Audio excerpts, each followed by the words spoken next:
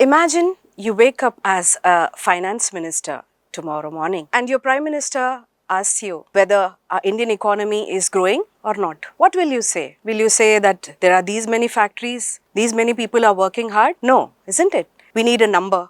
We need an evidence to show that a country is growing. So how do finance ministers or economists know whether a country is growing or not? So today's topic is all about that. Today's topic is national income and its concepts. Hello everyone, I'm Dr. Nazma, Assistant Professor of Economics from the Department of Social Sciences and Humanities, VFSTR. So let's move on into this topic. In your class, suppose if your teacher asks you, what was your yesteryear's or last year's performance, how was it? So you might be saying, I got these many marks, but that will not give you a comprehensive understanding for the teacher as to how you performed. So the teacher will ask you, what is your CGPA?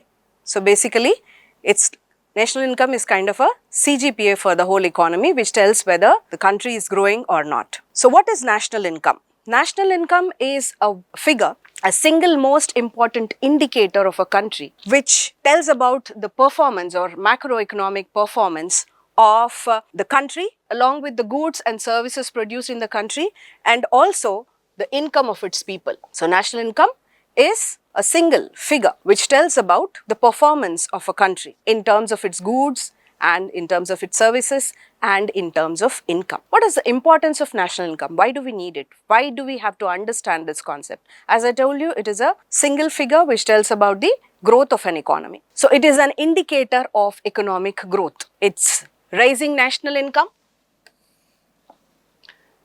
signals economic progress.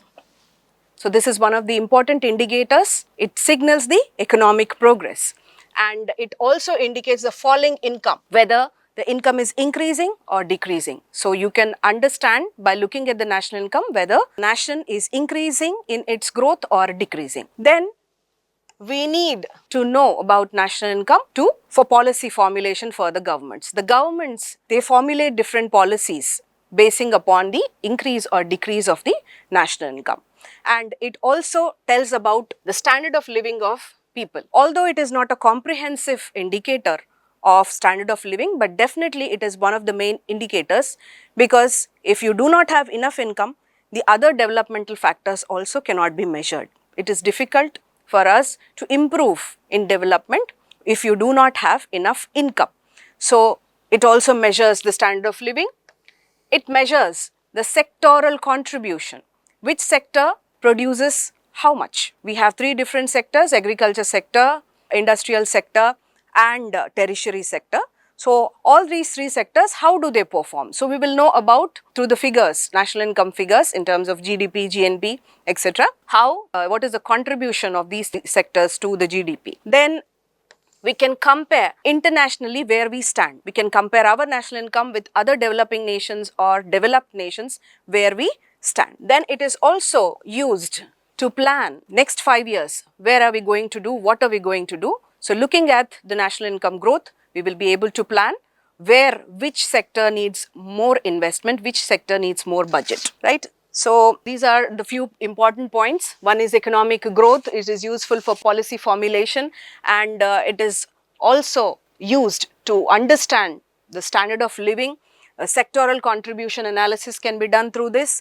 International comparisons, we can compare our country with other countries where we stand, and the next one is economic planning. Before getting into the definition, we need to know certain key terms. Without knowing these key terms, we will not be able to understand the definition. So what are the key terms in the definition? So national income is basically the total market value of all goods and services produced in one accounting year. So that is national income. In this definition, technically when we write this definition, national income is the total market value of all final goods and services produced by the normal residents of a country during one account year, counted without duplication. We need to understand few terms. What are those terms? First one is the final goods, and there is something called normal residents, and there are other related terms also which you need to understand in order to totally understand the whole concept of national income. So first one is domestic territory. As I told you, national income is a total market of all goods produced in a country, final goods produced in a country in an year, and there are few terms also. We will discuss about this. So there is one term which you need to know, that is domestic territory. What is domestic? So it's a territorial concept. Domestic means political frontiers of a country plus territorial waters, airspace, embassies abroad, ships, aircraft owned and operated by residents, fishing vessels, floating platforms in international waters operated by residents. All this come under domestic territory. Then the second term is normal residents. Who are normal residents? A person or institution ordinarily residing in a country and whose center of economic interest lies there. For example, as Indians, where does our center of economic interest lies? Economic interest could be where we are earning, where we are living, where we have land, where all our economic transactions are there. So that is basically the economic interest. So these people whom we call in the definition as normal residents are nothing but a person or an institution residing in a country whose center of economic interest lies there. For example, a person is living in Dubai and he's working there. So we cannot call him as a normal resident of India. So he would be the normal resident of United Arab Emirates, UAE. Got it?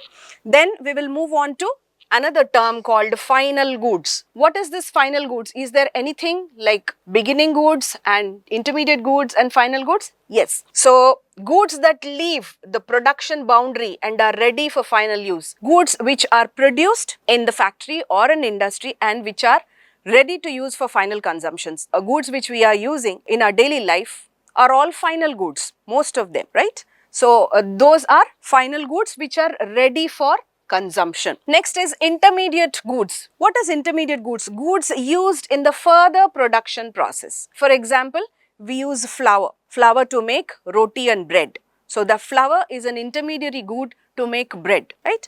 And thread. Thread is also an intermediary good to make cloth or fabric, right? So intermediary goods, we do not consider them while counting for national income. We only take into consideration the final goods into consideration while calculating national income. Then another key term is net factor income from abroad, NFIA. In short, we call it as NFIA. So what is this? We will be able to relate to all these concepts upcoming next. Then you have income earned by residents from abroad. The people who are residing outside India, the income which they earn has to be subtracted from this. Income earned by non-residents has to be subtracted, right? So that is net factor income from abroad. Income earned by residents from abroad minus income earned by non-residents within the economy. So foreigners who are working inside the country have to be, their income has to be removed from the income of the people who are working abroad, those who are Indian residents from abroad. So that is net factor income. Next is depreciation. What is depreciation? Depreciation is the wear and tear of a capital good. Okay. So consumption of fixed capital is minus wear and tear of capital assets during production. So if we remove the wear and tear from the fixed capital or the maintenance costs from the fixed capital, we get depreciation. Then moving on to, hope you have understood this, then we will move on to something called circular flow of income. So we know what is the importance of national income, and we know what is national income by definition, and we know different terms which we have used. Let's understand one more little concept. What is this national income? How does it flow in the economy? So suppose if we consider a two-sector model, suppose we divide the whole economy into just two sectors, which is a simple illustration for us to understand. So the two sectors would be, one is household, another one is industry. So one is the consumption side, another one is the production side. One is the demand side, another one is the supply side, right? So if you see here, these are households and these are firms. So how does income circulate in the economy? That we need to know.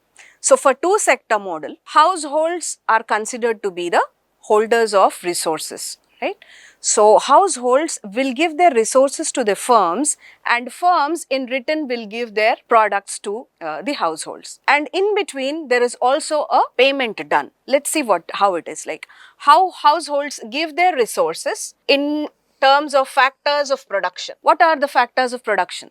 There are 4 factors of production: land, labor, capital and organization. Okay, and household gives its resources to firms, and in return the firms will pay to the households for 4 factors of production in terms of rent, wages, interest and profits. So this is the reward or remuneration given to these 4 factors of production in return by the firms, okay, to the households. And also with that money which they have earned from the firms, households will purchase goods and services produced by these firms. And this process continues. Households will give their resources and firms will pay the remuneration for 4 factors of production. And again, the households will buy goods and services which are produced by the firms. So this circular flow of income continuously happens. Here we have, for simplicity's sake, we have taken only 2 sector model, but we can include 3 sector, 4 sectors also. So this is how the national income or the income flows in an economy. Then we will move on to another concept which is the most important after national income, which is the aggregates which we use to measure or to know the level of our country, the current status of our country. So these are key aggregates we call GDP, GNP, NNP, NDP, PI, PCI, DPI. What are these? Let's dive in. First one is GDP. GDP's definition is same as a national income but with a little difference. In national income, it is the amount of the total value of goods and services, final goods and services produced in a country in a year. But here we would, in GDP, there is one term called D. What is this D? We have discussed in the previous slide. D is for domestic. Domestic is a territorial concept, as I told you. So GDP is basically the value of all final goods and services produced within the domestic territory. D stands for domestic. That is where the difference between GDP and GNP lies. So you need to understand and remember, GDP, we are talking only about domestic territory. Okay. So whatever is produced inside the political frontiers or boundaries of a country, that only we will consider as GDP. We will not consider what is produced outside the country. So basically GDP is a territory based concept. So here domestic is the key word, which includes, the GDP includes the production by foreign owned firms located within the country. So GDP also includes foreign owned companies or firms which are located within the country. For example, output of a Korean owned Hyundai plant in Chennai is part of India's GDP even though the company is foreign owned. So even though Korean company is established in India, but still its income is considered to be a part of this political territory of ours. Then coming to GNP, what is the difference between GDP and GNP? A single word which means a lot. Here it is GDP, it is domestic, GNP it is national. GNP's definition and the national income definition is almost the same. So GNP, the formula goes like this. What is GNP? It's the same. It is the value of final goods and services, total value of final goods and services produced in a country in an accounting year. So since you know the definition, national income's definition and GNP's definition are the same, but here GNP is calculated like this: GDP plus net factor income from abroad. So we would combine the GDP of our country plus the net factor income from abroad, which we have seen in the previous slide. This GNP is a nationality or residence based concept, whereas the GDP is a territory based concept. So in this formula, if NFIA is positive, GNP is greater than GDP. If it is negative, GNP is less than GDP. Then for example, an Indian software engineer's salary earned in USA is a part of India's GNP because we have this component in GNP when we are calculating. What is the component? Net factor income abroad. That's why we are adding the person's salary, Indian citizen's salary who is working in USA. So this is the difference. So this is a territorial concept wherein inside the territory, whatever is earned, we will include that in GDP, and GNP is not just the territorial income, it also adds the income which the net factor income which we have earned from abroad also. So this is the difference between GDP and GNP. Then other key aggregates are net national product, NNP we call it. So NNP is GNP after deducting depreciation. What is depreciation? We have discussed in our previous slides. Depreciation is the wear and tear of capital during that particular year. So kind of a maintenance cost we can say. So it represents the actual, NNP represents the actual sustainable addition. It's an addition to the nation's wealth. Then NNP is equal to GNP minus depreciation. These net concepts from the gross, we just have to subtract the depreciation. So NNP is equal to GNP minus depreciation. NNP at factor cost is equal to national income. NNP at market price is equal to NNP at factor cost plus indirect taxes minus subsidies. Then we come to net domestic product. It is also a net concept wherein we subtract depreciation from GDP. So NDP is GDP after deducting depreciation. NDP is equal to GDP minus depreciation. Then the next aggregate is per capita income. This is also a very important indicator of a nation's growth. So per capita income is equal to national income divided by total population. By looking at the formula itself, you will be able to know that it is an average figure. It's an average number, right? So it generally indicates a higher standard of living, but it is only an average figure. It hides inequality. One lacuna of this particular indicator is because it's an average figure, there could be people who earn very high income, there could be people who do not earn at all or very less income.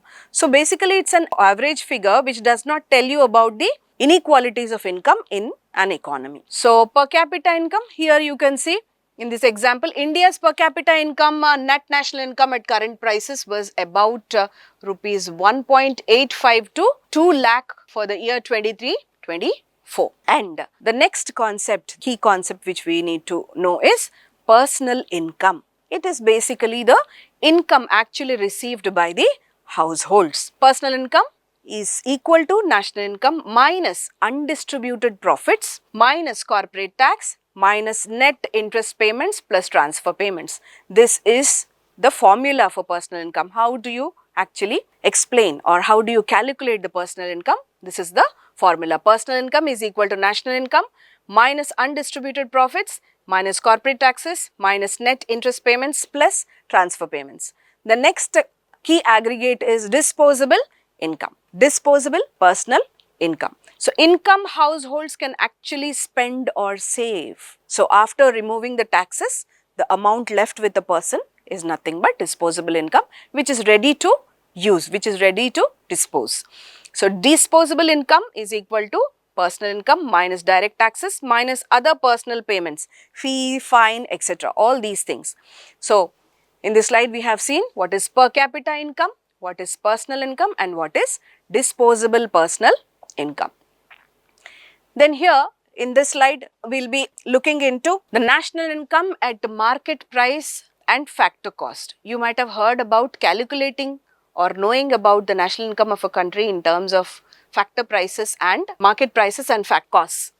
So here you can see a different basis of taking market prices and factor costs. In meaning, market price is nothing but the value measured at the price paid by consumer in the market.